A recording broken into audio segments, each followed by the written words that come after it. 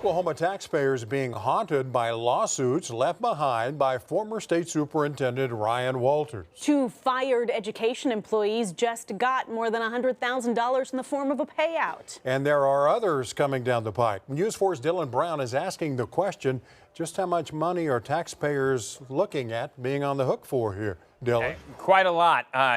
Kevin Alley, it could be hundreds of thousands of dollars, even more. Their attorney says this could have been prevented. He says Walters is still costing the state money. State employees have First Amendment rights that are actually leading to some of these settlements.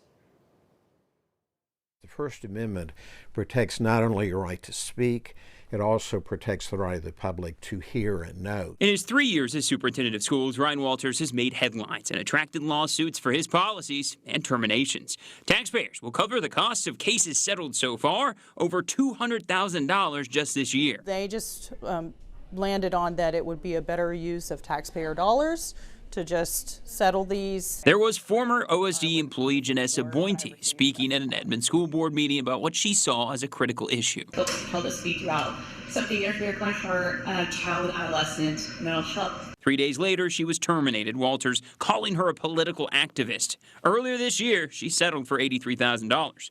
Now, two former OSD employees have settled with Walters and his top advisor at the time, Matt Langston. OSDE having to pay $132,000. First reported by Oklahoma Voice, Cheryl McGee sued for emailing the press. Matt Caldwell let go after alerting the Attorney General of his concerns about the rollout of the teacher sign-on bonus. They're giving the public the information that, Walters should have given the public, or Langston should have given the public. Then there was us, K4. We sued in federal court after being barred from board meetings, settled for $17.91. That was a nod to the year the First Amendment was ratified in the Constitution, 1791, protecting the freedom of the press.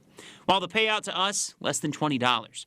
OSDE had to pay over $170,000 in taxpayer dollars to our attorneys. It's got to be exhausting to have to deal with somebody else's problem.